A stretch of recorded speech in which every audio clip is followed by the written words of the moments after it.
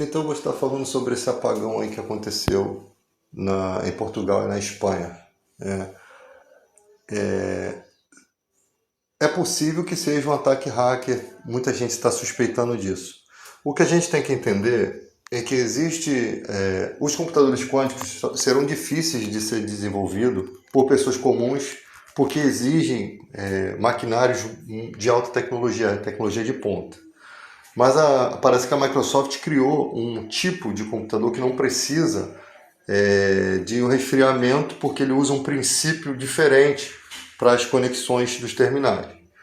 Agora, nós sabemos que tem muita gente inteligente que pode desenvolver uma tecnologia que use componentes um pouco maiores, mas que consiga fazer o mesmo princípio e consiga ser muito mais rápido do que os computadores atuais. Tá? Então, possivelmente, nessa transição entre computador quântico, nós sabemos que os hackers já estão coletando muitas informações e o número de e-mails invadidos está cada dia crescendo mais. Ainda mais os canais do YouTube, por exemplo, que tem bastante visualização, os caras estão tomando os e-mails, tomando os canais com algum objetivo de ataque em massa ou não sei, não sabemos bem o que eles querem fazer. Os hackers do mal, não os do bem. Tá?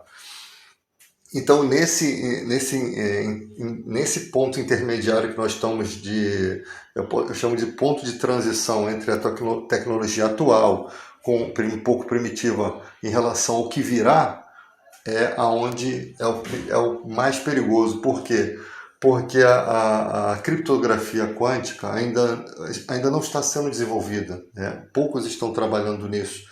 Ou seja, a criptografia quântica ela tem que vir antes para poder fazer a defesa de tudo que será construído nas próximas linhas de programação. Porque você pode usar os computadores quânticos para fazer uma espécie de servidor, e continuar utilizando os mesmos computadores que a gente usa, mas vão ter linhas de comando diferentes, programações que podem ser criadas novas, a velocidade muito maior.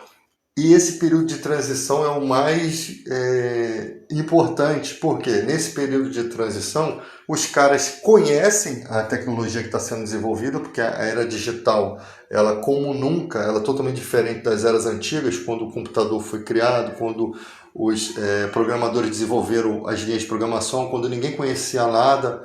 Dessa vez é diferente, porque as pessoas têm internet, elas conseguem entender como funcionam os princípios da computação quântica e elas podem desenvolver algo até melhor ou intermediário, um pouquinho melhor do que já tem, ou até mesmo a tecnologia que tem, copiando de alguma forma e utilizando esse privilégio de ter os componentes, de ter pessoas, conhecimento, programadores, pessoas envolvidas nisso, e criar uma gestão, um sistema, um sistema que pode fazer com que os computadores atuais entrem em colapso, acelerando assim o processo da computação quântica, acelerando assim o desenvolvimento da inteligência artificial, todas essas questões, mas que a criptografia quântica precisa ser o primordial, porque é ela que vai defender os sistemas bancários, todos os sistemas que podem entrar em colapso. Então nós estamos diante de uma possível guerra digital e nós sabemos muito bem que a Rússia tem esse desenvolvimento, a Coreia do Norte, até os chineses, os americanos já sondam isso. Então a guerra digital ela está oculta aos nossos olhos. Começou com alguns pequenos detalhes. Você pode ver que antes de todas essas paradinhas, houve denúncias lá da inteligência americana, um cara que denunciou que os Estados Unidos já faziam investigações e tal. Porque, tipo assim, cara, os caras fazem um levantamento de políticos de um país, e eles sabem todos os podres daquele político. É muito fácil conduzir o país para beneficiar os americanos. Entende? Porque eles têm uma vantagem. Então, se eles investigarem todas as vidas desses políticos, e no Brasil uma porcentagem muito grande é suja, eles podem usar o quê? O Intercept, que é um cara que vem lá dos Estados Unidos para denunciar os problemas aqui do Brasil. Vocês nunca pararam para pensar nisso? Que o cara vem dos Estados Unidos para denunciar questões aqui no Brasil. Ou seja, nos bastidores há investigação ocorrendo. Aquela história do hacker que conseguiu ter acesso, um hacker brasileiro conseguiu ter acesso, né, a uma situação de conversas do Telegram, né? Aí você vê, de quem é o Telegram? De quem era? Do Elon Musk. Olha os envolvimentos, né? Então, são uma espécie de espionagem americana que funciona aqui. O objetivo é o quê? Recursos, petróleo, riquezas de um país. É uma forma de ataque, é uma forma de espionagem, né? E aqui no Brasil, enquanto isso, a BIM, né, sendo utilizada da forma que quiseram, né? Então você vê, nós usamos uma tecnologia israelense aqui, né, para as questões de informática, tudo. Nós temos uma tecnologia israelense que pode ter dentro dessa tecnologia uma espionagem guardada ali.